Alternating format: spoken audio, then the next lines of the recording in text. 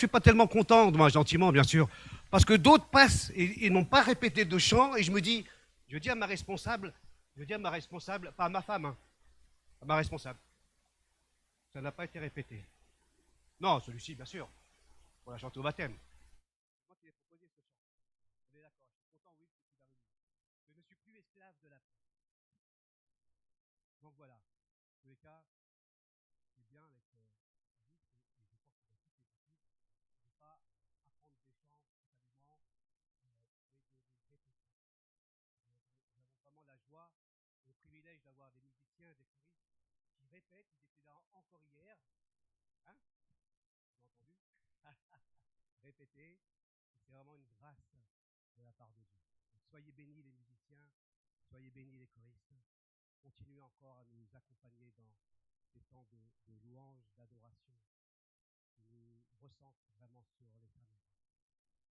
Et je ne suis plus esclave de la peur, car le Christ a tout accompli. Voilà. Je vais poursuivre avec vous.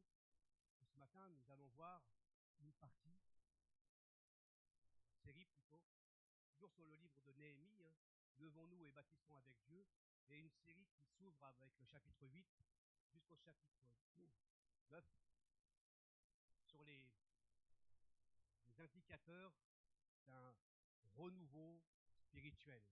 Quels sont les indicateurs d'un réveil spirituel? Plusieurs choses vont être dites sur ces chapitres-là. Aujourd'hui, la semaine prochaine avec Patrice. Là, je pense que du coup, on n'a pas eu de vidéo de Morini ce matin. Non. Donc normalement, chaque fois où l'église de Morini, l'implantation nouvelle à Morini et Temple se réunit, on a une petite vidéo au moment de la prédication. Je vous invite à prier, on va penser à nos frères et sœurs. Notre Dieu, nous voulons te remercier en effet, comme cela a été dit, nous ne sommes plus esclaves de la peur. Nous voulons, Seigneur, nous réjouir aussi parce que tu as chassé nos craintes. Tu es celui, Seigneur, non seulement qui nous sauve, mais qui nous aime profondément et qui nous accompagne encore aujourd'hui. Merci de bénir chacune ici présent. Merci de bénir tes enfants qui se réunissent sur toute la surface de la terre et qui invoquent ton nom, qui élèvent les prières et qui lisent ta parole, qui obéissent à ta parole. Seigneur, nous te faisons confiance parce que tu es digne de confiance, que tu les fortifies là où ils sont, Seigneur. Qu'ils se réunissent parce qu'ils sont persécutés ou non, que ton Esprit Saint soit agissant dans leur vie. Nous avons une pensée pour Morigny et Tempe. Prions que tu bénisses cette nouvelle implantation d'église. Nous voulons continuer, Seigneur, de te les présenter, de remettre aussi ce peuple dans cette région. Et tu as dit que tu avais un peuple nombreux et nous voulons te faire confiance parce que tu es digne de confiance. Merci encore pour ton Esprit Saint qui nous accompagne ce matin dans le nom puissant de Jésus. Amen. Amen. Quels sont les indicateurs d'un renouveau spirituel ou quels sont les indicateurs d'un réveil spirituel? On verra quelques points, un seul point, il me semble, aujourd'hui, sur plusieurs. Mais avant tout, je vous propose de lire et de relire Néhémie à partir du chapitre 6, les versets 15 et 16. Et nous avons vu lors de la dernière prédication les étapes qui menaient à la victoire avec Dieu. Néhémie chapitre 6, versets 15 et 16. Je lis, « La muraille fut achevée en 52 jours, le 25 du mois d'Éloul. Lorsque tous nos ennemis l'apprirent, tous les peuples étrangers qui nous entouraient furent saisis de crainte et profondément humiliés à leurs propres yeux, car ils reconnurent qu'un tel ouvrage n'avait pas pu être mené à bonne fin qu'avec l'aide de notre Dieu. » Avant les événements de Néhémie, alors que ce peuple vivait en exil. Chapitre 7, versets 1 et 2. Simplement le verset 1 plutôt. Lorsque la muraille fut achevée et que j'eus posé les battants des portes, on établit dans leurs fonctions les portiers, les musiciens et les lévites. C'est ce que nous avons vu la fois dernière avec d'autres textes. Et je je continue au verset 1 du chapitre 8. Tout le peuple s'assembla comme un seul homme sur la place située devant la porte des eaux. Ils demandèrent à Esdras, qui était spécialiste de la loi, d'apporter le livre de la loi de Moïse donné par l'Éternel à Israël.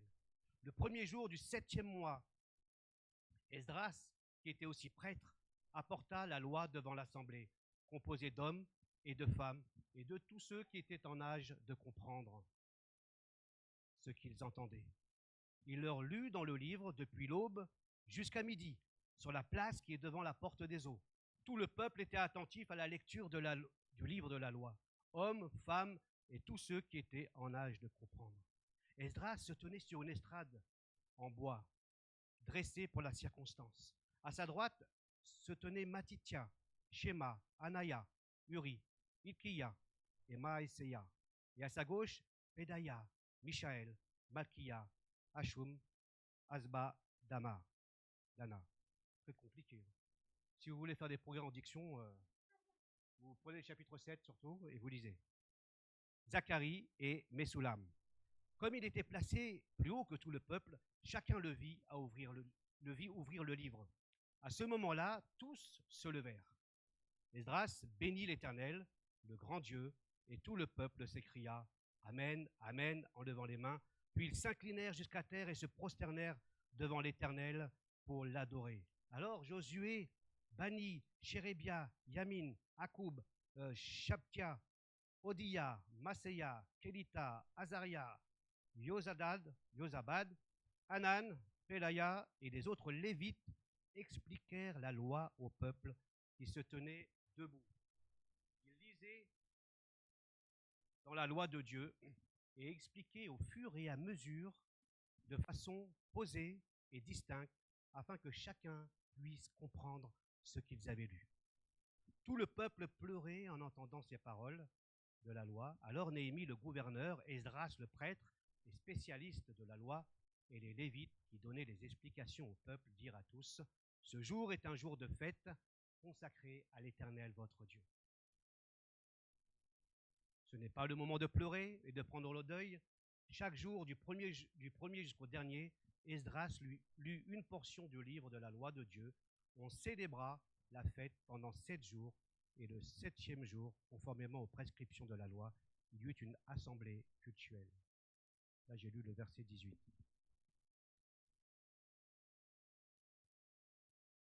On ne va pas revoir les 6 chapitres qui ont donné de nombreux textes de prédication, mais le temple est rebâti.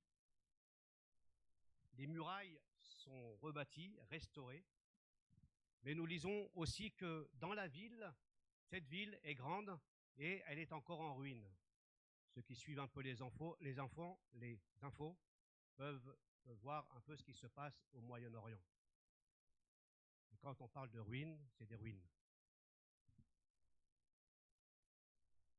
Et il y avait en effet ce temple rétabli, ces murailles restaurées, les brèches avaient été restaurées, mais il manquait encore quelque chose. Les maisons du dedans n'étaient pas rebâties. Il y avait encore des ruines. Et ce texte va nous montrer comment le réveil va s'imposer à ce peuple.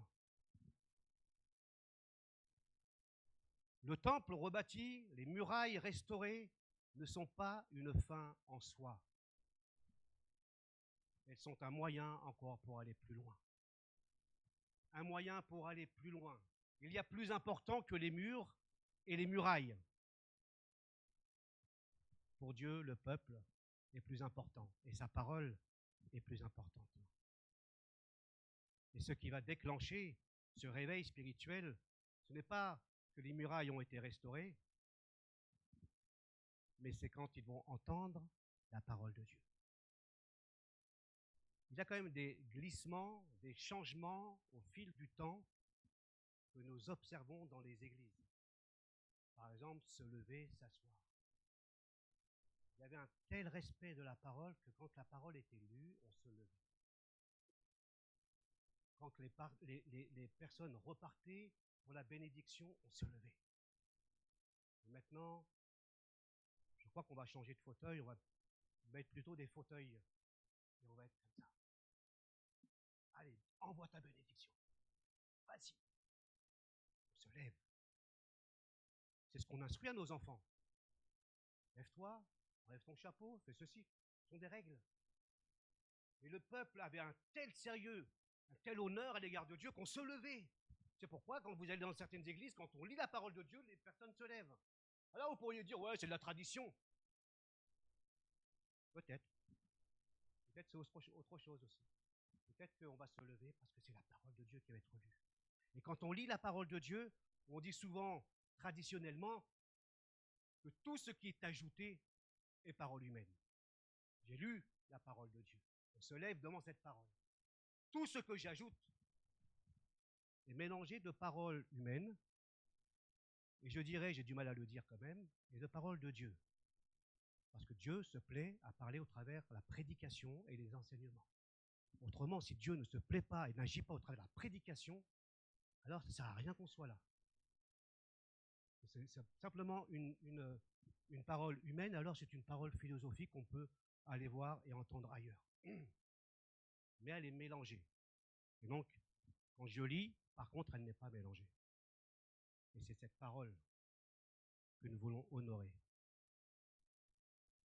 Et ce retour, finalement, à cette loi entendue, va provoquer un changement, une revitalisation, une transformation. Nous avons lu ensemble, la première chose, c'est qu'un peuple qui se rassemble. Des sacrificateurs, on a lu, des lévites, des portiers, des chantres, les gens du peuple, les serviteurs du temple, tous, Israël, s'établir dans leur ville. Quand le 7e mois fut venu, les enfants d'Israël étaient dans leur ville. Nous lisons la mention du 7e mois. On peut peut-être passer rapidement sur ce 7e mois. Pourtant, tout comme chaque 7e jour, le 7e jour était saint pour le Seigneur, pour le repos du sabbat, c'était le 7e jour qu'on devait observer un commandement de Dieu. Tout comme chaque 7e année était sainte. Et on parlait d'une 7e année de sabbat, de repos pour la terre. Elle se reposait. De même, le 7e mois était mis à part, comme un moment spécial pour le peuple. Nous lisons en Lévitique chapitre 23, l'Éternel parla à Moïse et dit, parle aux enfants d'Israël et dit, le 7e mois, le premier jour du mois, vous aurez un jour de repos, publié au son des trompettes et une sainte convocation. Et c'est ce qui se produit ici. Le 7e mois n'était pas n'importe quel mois, on était en septembre-octobre, premier jour, un appel, une convocation de Dieu. Et c'est exactement ce que le peuple fait. Il se rassemble, non pas dans le temple, mais sur une place. Non pas dans un temple où les hommes et les femmes étaient séparés, mais nous disons hommes, femmes, tous ceux qui étaient en capacité de comprendre. Donc les jeunes et les enfants également. C'est ce que nous lisons au chapitre 8, verset 1. Ils sont tous rassemblés parce qu'ils répondent à la convocation de la loi de Moïse. Il nous est dit aussi, ils se rassemblent, mais ils s'assemblent comme un seul homme. Comme un seul homme. Il y a véritablement un désir commun d'être à l'écoute de la parole de Dieu. Cela me fait penser à ce que nous disons dans le livre des Actes des Apôtres, l'Église naissante, après la Pentecôte. Il nous est dit que la multitude de ceux qui avaient cru n'était qu'un seul cœur et qu'une seule âme. Acte 4, verset 32. Un seul cœur et une seule âme, c'est ce que nous sommes venus ici aussi pour nous rassembler autour de Dieu, pour former un seul corps, nous dit la Bible, qui est l'Église, relié à une seule tête, qui est le Christ. Et c'est lui qui est aux commandes, c'est lui qui donne les directions, c'est lui qui anime aussi notre vie par le Saint-Esprit. Un peuple qui demande, qui est demandeur de la parole de Dieu. Alors vous faites bien d'être là ce matin. Hein, faites bien d'être là ce matin parce que vous venez, vous êtes demandeurs de ce que Dieu peut vous dire au travers des chants, au travers des prières, au travers de la parole, au travers de l'enseignement des enfants, etc. Un peuple qui demande à ce que Esdras lit la parole. Souvent, on s'aperçoit que c'est plutôt pas l'inverse, mais on doit presque encourager les uns et les autres à lire la parole, à étudier, à la méditer, à s'enraciner dans la parole. Là, c'est des personnes qui demandent. Waouh, incroyable ça. Incroyable quand la soif vient du peuple. Nous lisons que ce peuple aussi est attentif à la lecture de la loi. Ils sont attentifs à la lecture de la loi. Et moi, je m'interroge aujourd'hui, au XXIe siècle, comment est-ce que nous pouvons être attentifs à la loi de Dieu, à la parole de Dieu. Tellement nous sommes envahis par toutes sortes de messages extérieurs, toutes sortes de distractions, légitimes ou non, hein, mais qui nous distraient la parole de Dieu. Par exemple, je suis sûr que vous avez pensé à plein de choses encore ce matin. Je vous parle, peut-être que vous êtes ailleurs. Ah, attends. Il faut quand même que je sois là. Et vous pensez à votre poulet, vous pensez à votre repas d'après, vous pensez que, tiens, il faut aller chercher papy, mamie, il faut aller chercher les petits-enfants. Vous pensez à la sieste du dimanche après-midi. Wow. Qui fait la sieste le dimanche après-midi? C'est pas péché, hein? D'accord? Qui ça? Ok. Mon fils, tu fais... Ouais, toi. Tous les jours, tu fais sieste. C'est pas vrai, il travaille quand même. Ah, j'envie les gens qui peuvent faire des siestes. C'est une bonne envie, hein. Je suis pas jaloux parce que tu fais des siestes. J'ai une bonne envie parfois. J'y arrive pas. Quand je vois ma femme dormir avant moi, j'ai du mal. J'ai du mal, je dis, mais pourquoi elle dort? Donc moi, il me faut peut-être un quart d'heure, 20 minutes, peut-être plus. Je suis impressionné. Quand je travaillais de nuit en réanimation pendant 12 heures, ça, c'était magique. Je rentre à la maison et j'avais des clichés comme ça. Elle venait me voir, elle me dit, Jamel, t'oublies pas d'aller chercher un tel à la crèche. Ok, d'accord. Elle revenait de la salle de bain, paf, j'étais parti. Pourtant, j'habite pas un château, hein. Elle fait, voilà, de là. Je lui avais dit oui, hein. Elle revient, les yeux fermés. J'aimais ce moment où je fermais les yeux et je partais. Maintenant, c'est terminé. Et donc, ceux qui me disent qu'ils font des siestes à côté de moi en 5 minutes, ils ferment les yeux. Ah, j'ai dit, Seigneur, mais moi aussi, j'aimerais bien comme ça. J'ai essayé des siestes, c'est des siestes de 2 heures. Là, vous allez me dire, pour les professionnels, oh, moi, non, trop jamais. 2 heures et demie. Et alors, je suis dans un état second après. Un état pire qu'avant. Donc, du coup, j'arrête de faire les siestes. Donc, je préfère arriver fatigué le soir. Voilà, mon envie de faire des siestes comme tout le monde, rapide. Et nous sommes tous, les uns et les autres, je reviens à ça, à notre message, distraits d'une manière aussi d'une autre. Or ici, il nous est dit que le peuple était attentif. On voit ici quand même un intérêt pour la parole de Dieu, qu'elle soit lue, qu'elle soit expliquée. On voit une soif et affamé, des mots que je vais redire encore aujourd'hui. Affamé et assoiffé. Pendant 6 heures, ils lisent la parole. Pendant 6 heures, ensuite, au chapitre 2, ils redemandent la parole. Pendant 1 heure et demie, on demande à venir au culte, par exemple. Bon, moi, je ne demande rien. On est d'accord, c'est Dieu qui demande.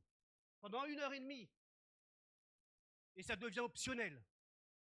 Pendant 1 heure et demie, le mercredi, un groupe de maison, ou le samedi, ou le jeudi, ou n'importe quand, ça devient monstrueux. C'est comme si vous montiez l'Everest. C'est impossible d'aller en 6 heures. On verra la suite de sondages sérieux sur le temps passé à la lecture de la Bible, le temps que nous passons à venir ici au culte, régulièrement, occasionnellement, etc. Mais pas ce matin. On verra ça pour une prochaine fois. Et on verra, c'est ahurissant. Je lui dis que nous, Église, quand je regarde les supporters de foot, vous savez que je suis un footeux, écoutez, qu'il neige, qu'il vente, qu'il pleuve, vous les voyez, ils sont au-dessus de 30 cm de neige, ils sont dans les tribunes avec une climatisation naturelle. Ils ne sont pas dans les stades comme à Dubaï ou à Haute avec la clim et puis fermés à l'abri des pluies, etc. Mais plus sérieusement, 6 heures. Comme au temps de Néhémie, aujourd'hui, il y a également des croyants qui ont soif, qui sont affamés de la parole de Dieu et qui disent encore, moi je veux savoir. Je pense à cette jeune femme qui est venue là, il y a quelques années dans notre église et qui a connu le Seigneur par Internet.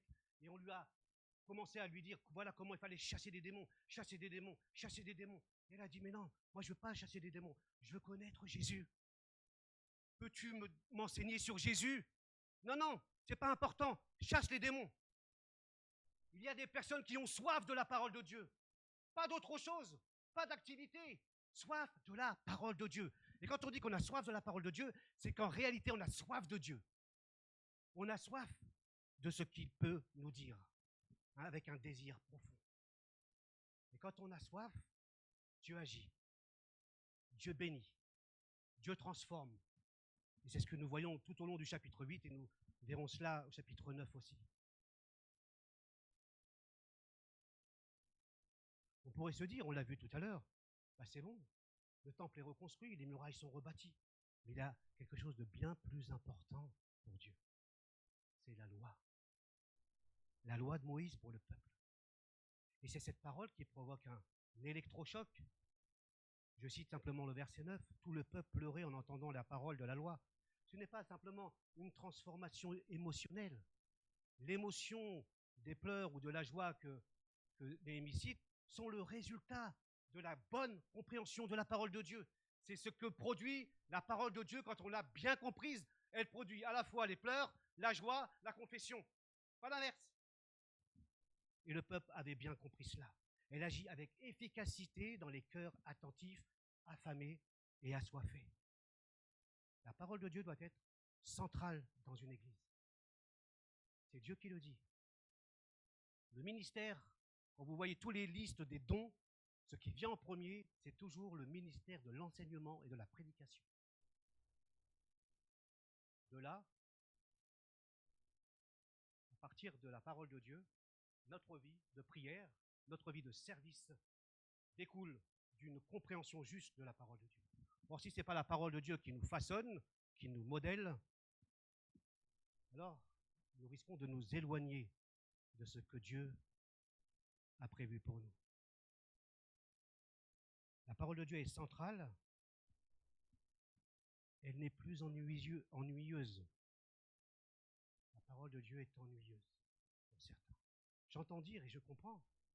Moi, j'aimais pas lire plus jeune. J'aime lire la parole de Dieu parce que c'est pas n'importe quel livre. Mais aujourd'hui, on a tellement de moyens pour ceux et celles qui n'aiment pas lire. Et c'est comme ça. Tu n'aimes pas lire, quoi. Hein, si tu n'aimes pas un steak, tu n'as pas le steak. On ne va pas te forcer. Tu peux quand même commencer à goûter. Il y a tellement de moyens, audio, vidéo. L'excuse, elle n'est pas là. Tellement de moyens. Tu n'aimes pas lire. Branche ça dans ta télé, dans ta voiture quand tu vas au boulot. Dans ta maison, fais circuler avant de dormir. Tu mets un peu d'audio. Tu laisses la parole de Dieu imprimer. Tu peux aussi écouter des bons messages. Tu n'aimes pas lire, ben voilà. Tu es plus jeune, il y a des séries très, très intéressantes sur la Bible qui retracent. Et en plus, avec l'image, ça ancre davantage le message de la Bible. On retient beaucoup plus quand la parole est associée à une image ou à une histoire. La preuve, les films, on retient assez bien.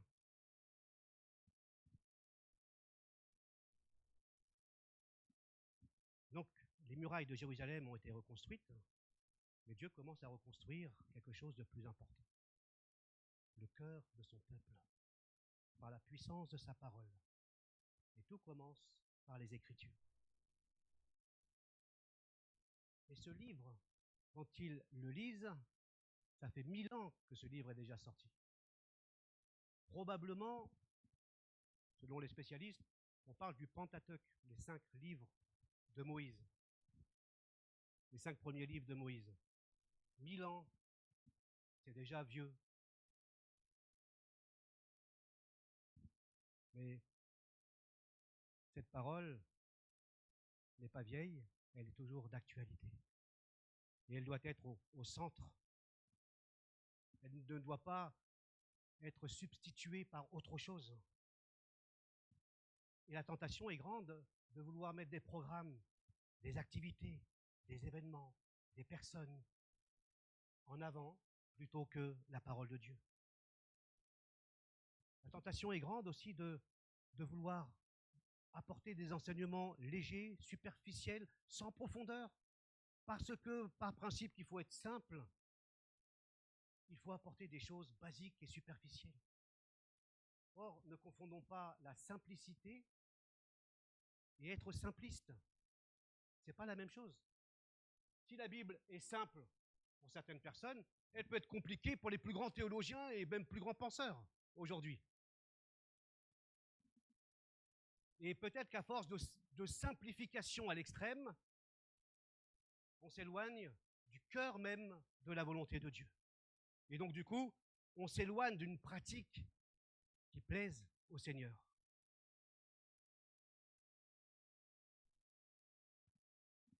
Le réveil ne vient pas par un agenda chargé dans une église, mais d'un retour aussi à l'Écriture.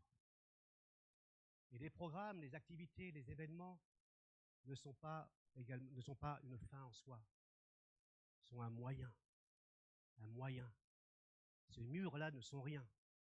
À une époque, j'ai fait un peu frémir le comité directeur parce que je dis mais on peut vendre. Hein. Si on a un souci financier, on peut vendre. Et certaines personnes sont montées un peu au plafond. Pourquoi? Parce qu'on s'attache au mur. Mais rassurez-moi, vous savez que l'église, ce n'est pas les murs. L'église, c'est la communauté des croyants. Si on est là, demain on est ailleurs. Non, maintenant on repense à acheter autre chose, mais c'est un autre projet, pour acheter plus grand. Mais à l'époque, ce ne sont que des murs. Et quand les murs, les activités, les programmes prennent le pli, prennent plus d'importance que la parole de Dieu, alors il y a un souci. Le souci, c'est la solution, c'est toujours remettre la parole de Dieu à l'honneur. Toutes ces choses, tout ce bâtiment est un moyen pour glorifier le Seigneur. Un lieu d'accueil, un lieu où on peut entendre plus facilement la parole, un lieu où on peut permettre aux musiciens de répéter. Là, c'est assez pratique. Et ce n'est pas ça qui fait le cœur même de l'Église, des croyants. Continuons encore. Un vieux livre. Plusieurs peut-être trouvent étrange que ce livre, encore aujourd'hui, puisse gouverner, dicter notre manière de vivre. Comment est-ce que ce vieux livre peut être encore une référence dans ma vie? Comment est-ce qu'il peut dicter mes choix, mes orientations, mes décisions? C'est quand même un vieux livre. Il n'a pas 1000 ans. Il a plus encore. Quel crédit porter à la parole? Nous l'avons vu encore récemment sur les 5 filtres concernant les enseignements, aussi entre le vrai et le presque vrai. Nous avons abordé le relativisme dans notre société, mais un relativisme aussi théologique et éthique. C'est-à-dire théologique, est-ce que la parole de Dieu est fiable? Est-ce que son contenu est encore d'actualité? Est-ce que son contenu est totalement inspiré de Dieu? C'est-à-dire qu'il vient de Dieu. C'est lui qui a consigné ce que nous lisons dans la parole. Éthique. Est-ce que cette parole est pertinente dans ma vie de tous les jours, dans mes choix?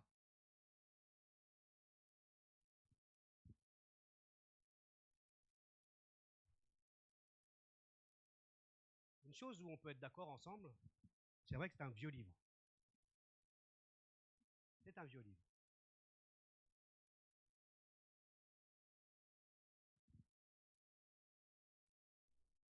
Mais si je refuse que la Bible me dicte, gouverne, oriente mes choix, et que je rejette cette hypothèse, alors ça signifie que quelqu'un d'autre dicte, gouverne et oriente ma vie. Si ce n'est pas la Bible, c'est quelqu'un d'autre. Et si ce n'est pas quelqu'un d'autre, c'est toi. Tu te fais toi-même celui qui va relativiser ce que Dieu dit.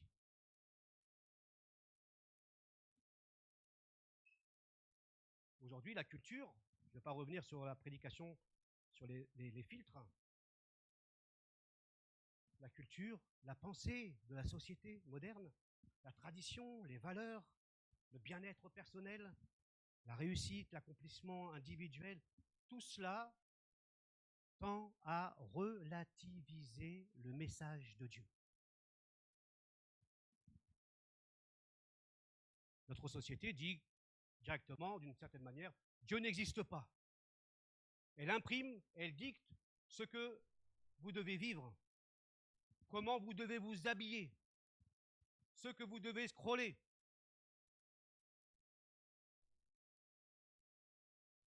Ce que vous devez regarder comme série à la télé, ce que vous devez acheter. Mais si là, elle ne te dicte rien, c'est quand même étrange. Parce qu'on est tous, les uns et les autres, en proie avec ce que notre société tend à imprimer.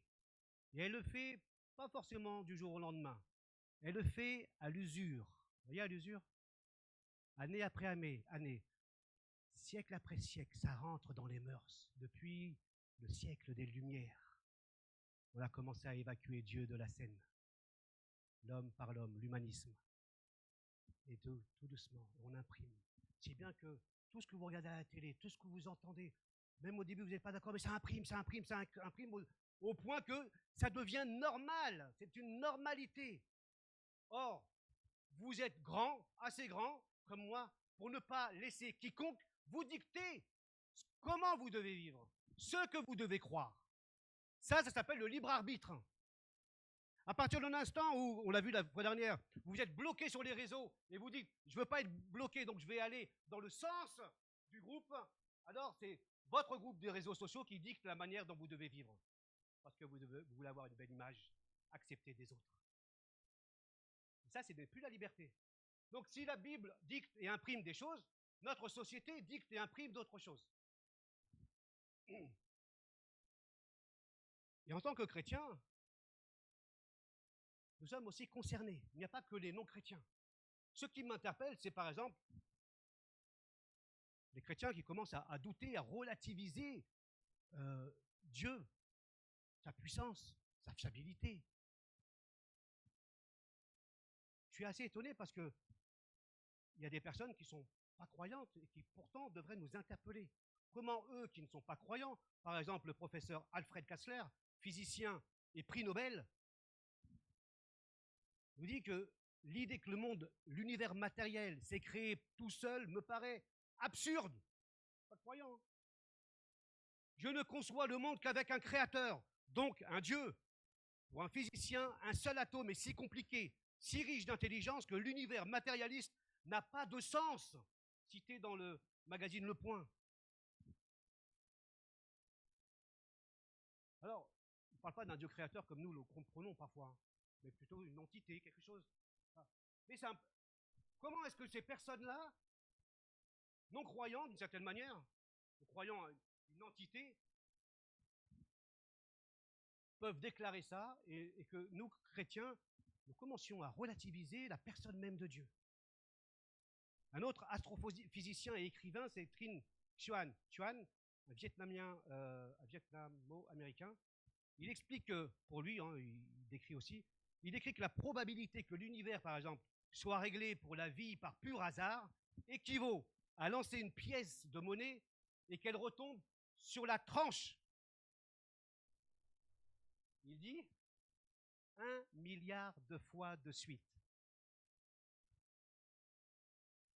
Il a pas mal d'illustrations où il dit que quand les astres ou les étoiles, s'ils avaient été décalés d'un millième,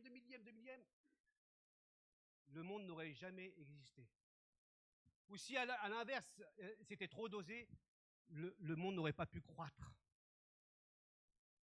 Ce sont des personnes qui ne sont pas chrétiennes, mais qui, eux, déjà, nous interpellent. Et nous, chrétiens, aujourd'hui, nous commençons à relativiser même que Dieu existe, qu'il soit capable, alors que Dieu existe, non, parce que pour les chrétiens, ça ne va pas le faire. Hein? Il ne faut pas dire ça. Ah, Dieu n'existe pas. Non, il existe. Par contre, vous trouvez chez les chrétiens qui commencent à remettre en question la résurrection de Jésus. Oh! Les chrétiens qui remettent la résurrection de Jésus en doute. Alors pour un chrétien, de dire que Dieu n'existe pas, non. On va dire, mais Dieu existe. Sa parole, oui, c'est la Bible. Et puis suit un mot magique. Oui, Dieu existe. Sa parole, elle est là. Mais. Et à partir du moment où tu mets ce mais, c'est fini. C'est-à-dire que tu as déjà relativisé la personne même de Dieu et sa parole. Alors je ne suis pas en train de te dire de croire en quelque chose que tu ne crois pas. Ça n'a pas de sens. Mais peut-être de réfléchir où est-ce que tu en es. Et ces chrétiens qui ne rejettent pas la Bible, mais qui commencent à relativiser ce que Dieu dit. Je l'ai dit tout à l'heure, sur le plan théologique, ça veut dire que la Bible, elle ne vient pas de Dieu, ou bien une grande partie ne vient pas de Dieu. Ça, on relativise la fiabilité des Écritures. Sur le plan éthique, on est au XXIe siècle, donc on doit vivre à notre époque. Et derrière le oui mais se cache un discours qui ne consiste pas à viser uniquement la Bible. Parce que derrière le oui mais, vous ne visez pas la Bible, vous visez Dieu, l'auteur de la Bible. Vous dites en gros que ce qu'il dit n'est pas fiable. Ce n'est pas la Bible que vous remettez en question. C'est ce Dieu-là que vous remettez en question. C'est-à-dire que si ce Dieu n'est pas fiable et digne de confiance, alors on peut tous partir et planter des choux. Si ce Dieu est tellement incapable de mener à bien l'histoire de l'humanité comme nous dit la Bible, alors ça ne sert à rien d'être ici.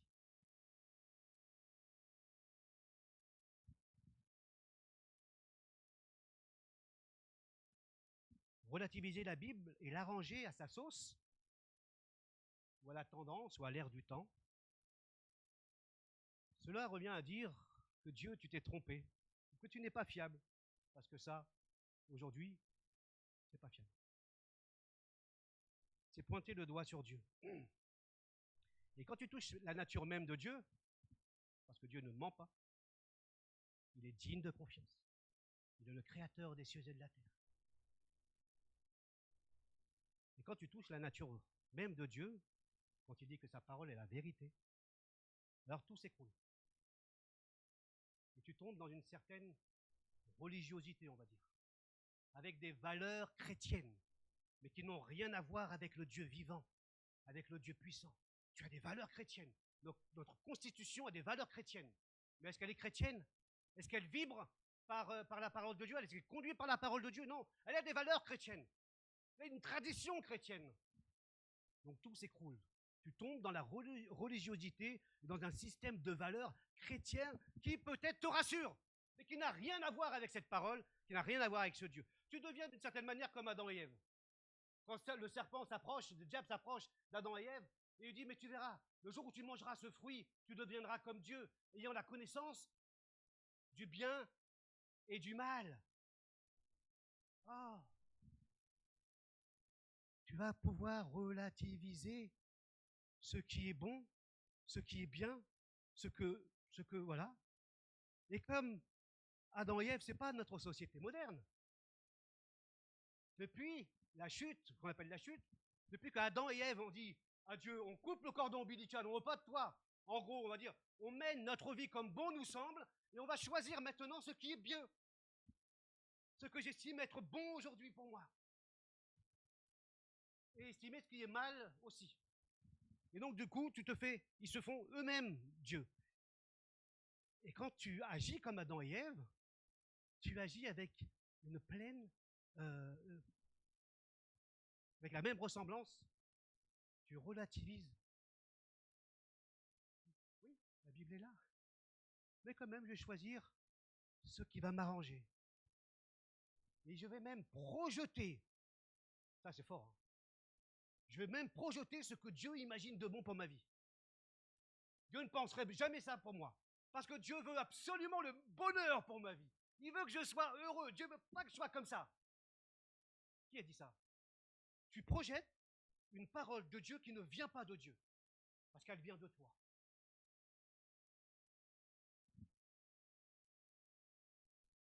Discours qui semble attrayant, mais qui remplace Dieu par nous. Combien de fois on entend Dieu veut ton bonheur, il ne veut pas ton malheur. Fais comme tu veux, vis. Dieu sait ta motivation, Dieu sait ton intention, Dieu sait, ben Dieu, il n'a rien à voir avec ce que tu fais. Il n'a rien à voir.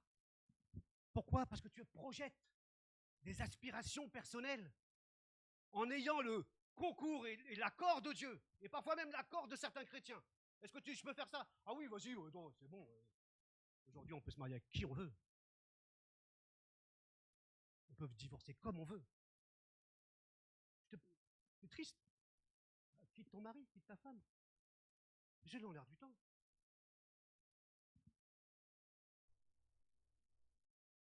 Il y a une enquête qui a été menée par un professeur de faculté, d'institut, Étienne Nermenot, et qui fait une enquête sur un sondage sur les croyances. Je relève juste un sondage, une question.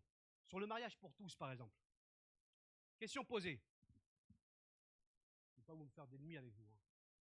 D'accord? Mais simplement qu'on puisse réfléchir aussi. Je sais que certaines personnes ne sont pas d'accord. C'est pas grave. Mais il faut qu'on réfléchisse ensemble. C'est elle ou c'est pas elle? Et bon, derrière la Bible, c'est lui ou c'est pas lui? Donc même s'il y a des choses qui m'agacent, qui me dérangent, j'arrive pas à digérer, Seigneur, tu sais mieux que moi. Parce que si je commence à dire ce que Dieu pense de bon, alors on inverse les rôles. Je suis au-dessus de Dieu. Je vais lui dire, non, non, Seigneur, attends, on est au 21e siècle, quand même. Je vais te dire comment ça se passe ici. Toi, tu es venu en 0, en moins 4, hein, d'accord, mon fils? Moins 4, moins 6, d'après les spécialistes. Tu es venu sur la naissance de Jésus. Ah, maintenant, on est au 21e siècle. Donc, je vais t'expliquer comment fonctionne ici dans notre société des siècles des Lumières. Voilà. Mariage pour tous, on revient. Question posée. Vous, personnellement, pensez-vous que les couples homosexuels, hommes ou femmes, devraient avoir le droit de se marier?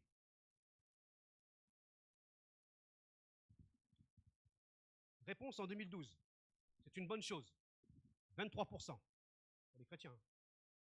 Pour les chrétiens, excusez-moi. 23% favorable. 2017. C'est une bonne chose. 39%. Vous voyez l'évolution spectaculaire. Spectaculaire. Le problème, ce n'est pas forcément de parler homosexualité ou autre. Le lieu n'est pas le temps, c'est pas ce que j'ai préparé. Mais on pourrait le faire. Là où je veux vous emmener, c'est qu'est-ce qui s'est passé entre 2012 et 2017? Un événement majeur. La loi Taubira. La loi Taubira, qui a dit le mariage pour tous. Donc une loi est entrée en vigueur. Et on voit un écart spectaculaire au moment où la loi Taubira a été votée. Le mariage pour tous. Ce qui fait que les chrétiens ont emboîté le pas de notre société moderne en disant bah oui, c'est légal. Mais là je vais juste te pousser, te piquer un petit peu.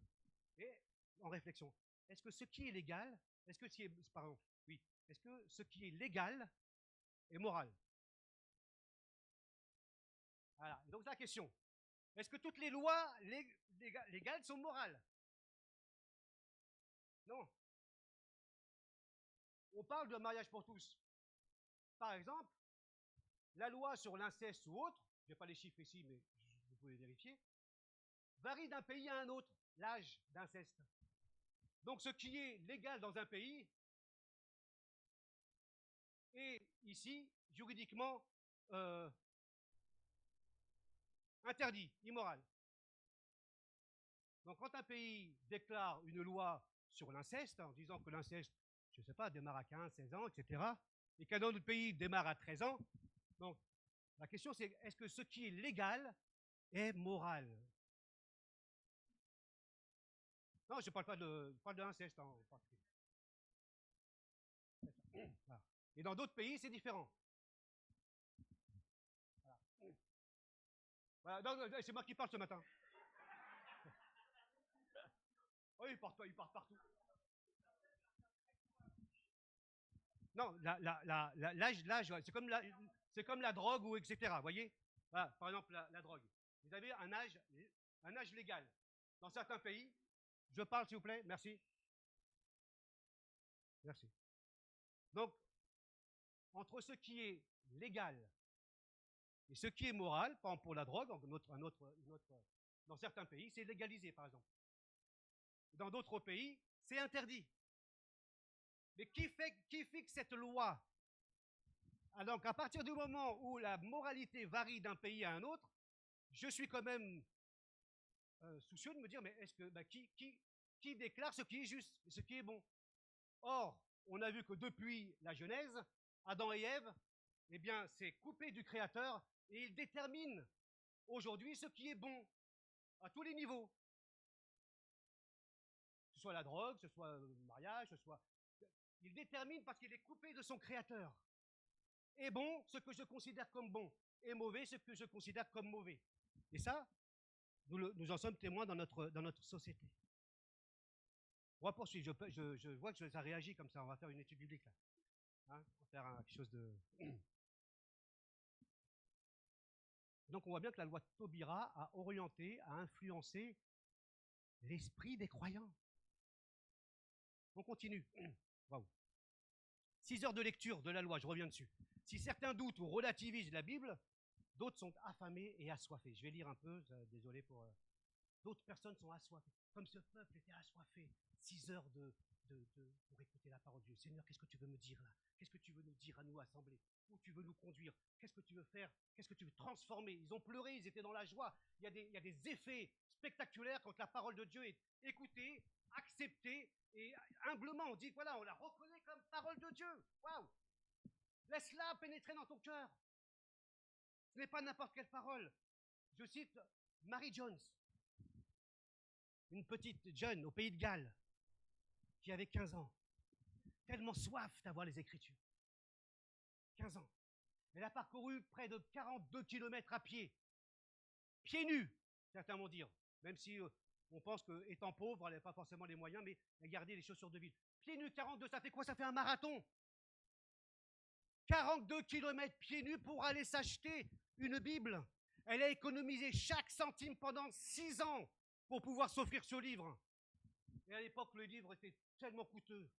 Si bien que quand elle est arrivée pour acheter ce livre-là avec ses économies, le révérend qui l'a accueilli, le révérend Thomas Charles, tellement ému de ce qu'elle a pu faire, assoiffé, qu'il a fondé une société biblique pour que plus jamais ce cas-là se reproduise. Plus jamais des enfants ou des hommes ou des adultes, des femmes, puissent faire 42 km pour avoir une Bible. Et de là a été créée la société biblique, britannique et étrangère en 1804. Plus besoin de marcher aussi loin pour accéder aux Écritures. 42 km. Moi, je me souviens, quand je me suis converti, alors ça n'a rien à voir avec 42 km. Mais j'avais une telle soif d'aller entendre l'Évangile.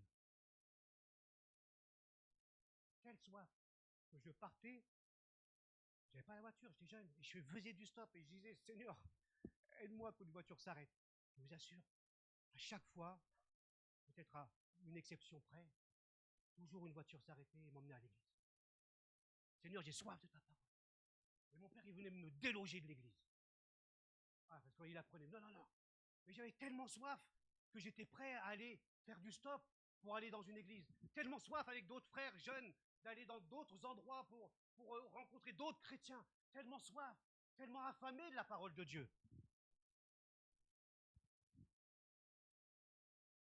Le voyage de la soif en Chine, dans l'église souterraine, dans les années 90 à 2000, avant que les Bibles soient accessibles numériquement. On raconte en Chine, et Portes ouvertes l'a déjà cité, des chrétiens ruraux qui marchent pendant 2 ou 3 jours à travers la montagne. Juste 2 ou 3 jours. Pas pour acheter du pain, juste pour trouver une église, juste pour trouver des chrétiens. Parce qu'il y avait une réunion secrète là. Ils pourraient lire un exemplaire commun ensemble. Il n'était pas rare que les pages d'une Bible soient déchirées, distribuées aux personnes. Et les personnes refaisaient 2 ou 3 jours de marche pour échanger la page des psaumes et pour lire la suite qu'ils avaient. Waouh! Je me dis, nous sommes appelés, vous savez, le peuple du livre.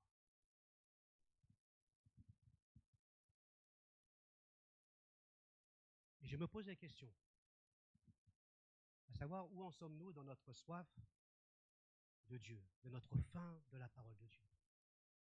Il y a des moments, oui, on n'a pas soif, on passe par des déserts, on passe par des moments difficiles, ça Dieu le sait.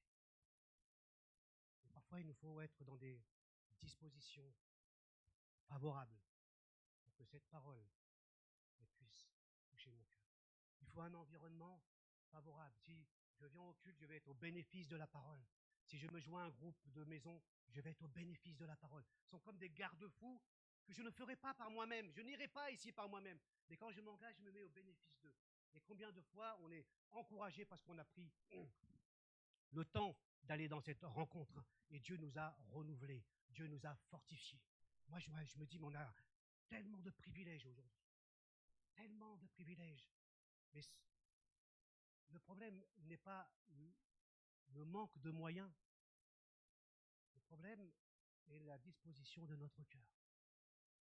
Et j'ai prié encore ce matin, pas pour vous, je prie pour vous quand même, mais pour moi, pour que Dieu me donne d'avoir faim et faim. Et vous savez que je vous ai déjà témoigné plusieurs fois que parfois je suis passé dans des déserts spirituels. C'est-à-dire que je lisais la Bible, je dis mais c'est comme du sable quoi, il n'y a rien qui sort.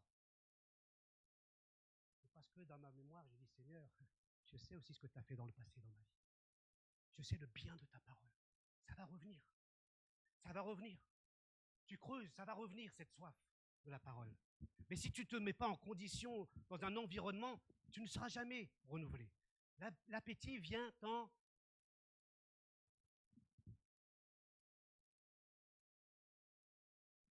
Je vais juste citer ce texte, j'arrêterai là, parce qu'on n'a plus le temps. Et dans le Nouveau Testament, non seulement la parole a été faite chair, donc la parole, loin d'être un ensemble d'écrits, bien sûr, c'est ça, mais la parole a été faite chair, elle a habité parmi nous, c'est le Christ, qui est la source, qui est le chemin, qui est la vérité, qui est la vie. En elle était la vie, nous dit l'apôtre Jean. Et quand tu es semé, ça produit la vie, ça produit quelque chose dans notre environnement, dans notre cœur, dans notre pensée. Toute écriture est inspirée de Dieu et utile pour enseigner, pour réfuter, pour redresser et apprendre à mener une vie conforme à ce qui est juste. Ainsi, l'homme de Dieu ou la femme de Dieu se trouve parfaitement préparé et équipé pour accomplir toute œuvre bonne. Toute écriture est inspirée de Dieu. Ce n'est pas qu'elle est inspirante. Un poète peut être inspirant. Un tableau peut nous inspirer. C'est pas ça. Toute écriture est inspirée de Dieu, c'est soufflée de Dieu. Cette parole vient de Dieu. Elle nous est donnée. Et que vas-tu faire de cette parole? Peut-être peux-tu cette semaine dire Seigneur, je veux redevenir affamé. Ou je veux encore être assoiffé de ta parole. Je veux ouvrir ta parole cette semaine. Je veux me lancer parce qu'elle est la source de la vie. Elle est ma nourriture. Je vais m'attendre à toi. Je vais m'engager dans cette parole qui vient de toi. Je vous invite à la prière. Qu'on puisse demander d'être de nouveau affamé et assoiffé de Dieu et de sa parole.